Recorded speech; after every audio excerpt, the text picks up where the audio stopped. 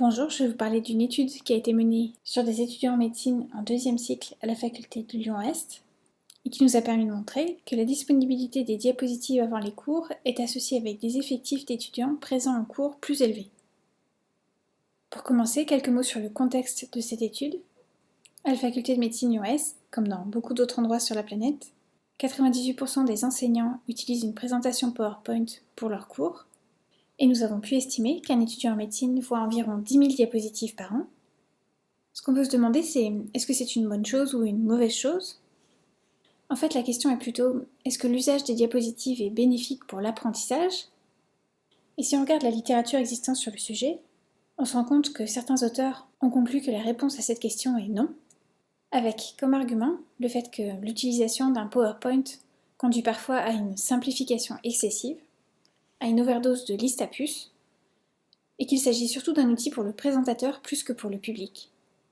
Mais dans d'autres études, la réponse à cette question est oui, et cela pourrait être expliqué par le fait que l'utilisation d'un PowerPoint permet une mise en valeur des points importants d'un cours, d'utiliser un contenu qui peut être dynamique, qu'on puisse facilement partager ce document, et enfin, quand il est disponible avant les cours, au fait qu'il permet d'écrire moins pendant les cours, ce qui peut favoriser une écoute plus attentive, et ainsi être bénéfique à l'apprentissage des étudiants.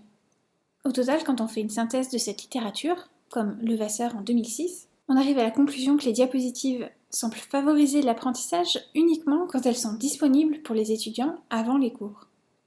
Donc dans ce contexte, le problème, c'est que la disponibilité des diapositives compte pour l'apprentissage, mais ce qu'on a pu observer, c'est que même si 50% des enseignants donnent accès à leurs diapositives avant les cours, il y a aussi 50% des enseignants qui ne donnent pas accès à leurs diapositives avant les cours. Parmi eux, certains craignent que la disponibilité des diapositives diminue la présence des étudiants en cours. C'est donc la raison pour laquelle nous avons conduit cette étude, pour répondre à la question suivante. La disponibilité des diapositives avant les cours est-elle associée à une diminution de la présence des étudiants en cours ? Donc l'hypothèse à l'origine de cette étude était la suivante. La disponibilité des diapositives est corrélée à la présence des étudiants en cours.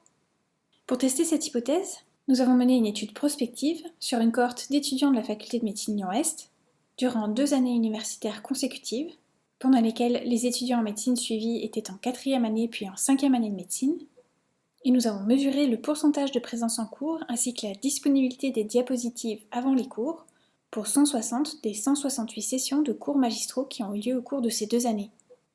Le premier résultat de cette étude, c'est qu'il y a bien une corrélation entre la présence des étudiants en cours et la disponibilité des diapositives avant les cours, comme on peut le voir sur ce graphique sur lequel la présence des étudiants en cours a été mesurée pour chaque discipline, en fonction de la disponibilité des diapositives par discipline.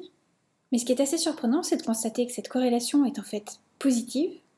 Autrement dit, plus les diapositives sont disponibles, plus la présence en cours des étudiants est importante.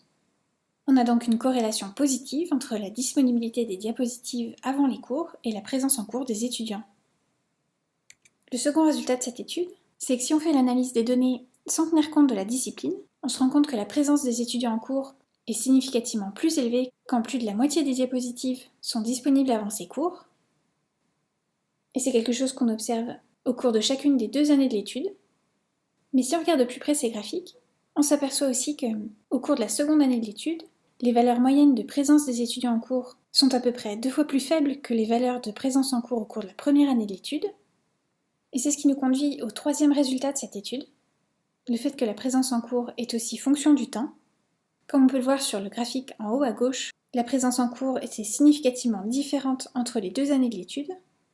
Mais on constate aussi sur le graphique en bas à gauche une diminution progressive et significative quand on compare les 3 périodes de 6 semaines de cours qui se succèdent au cours de chaque année. Et si on regarde maintenant l'évolution de la présence en cours à l'intérieur de chacune de ces périodes de 6 semaines, ce qu'on voit représenté sur le graphique situé en haut à droite, on constate là aussi une diminution significative de la présence des étudiants en cours entre le début et la fin de ces 6 semaines de cours. Et même quand on analyse les données en fonction du jour de la semaine, on trouve un effet significatif du vendredi. Autrement dit, on a significativement moins d'étudiants présents en cours quand celui-ci a lieu un vendredi par rapport à un lundi. Donc si on réunit tous ces résultats, on se rend compte que la présence des étudiants en cours est une variable multifactorielle.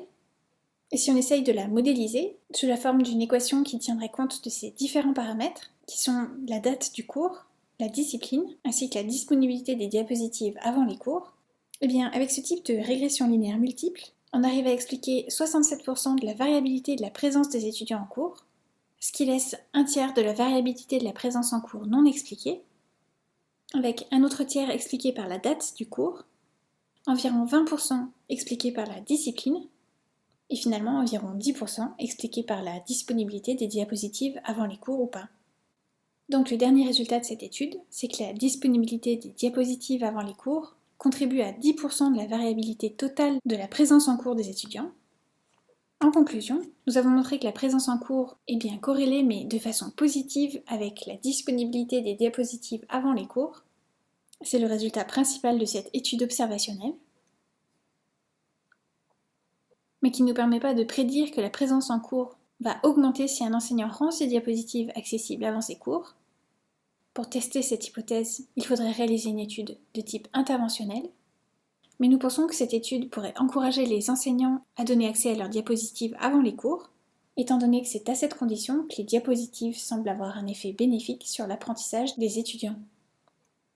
Merci pour votre attention. Merci aux étudiants et aux enseignants de la faculté Lyon-Est, ainsi qu'au professeur Jérôme Etienne, doyen de la faculté Lyon-Est, pour son soutien à la réalisation de cette étude. Pour toute question au sujet de cette étude, n'hésitez pas à me contacter à l'adresse sophie.pelou@gmail.com ou le professeur Patrick Lermusio à l'adresse patrick.lermusio@chu-lyon.fr. Les résultats de cette étude ont été publiés sous la forme d'une lettre à l'éditeur de la revue Medical Teacher en 2014.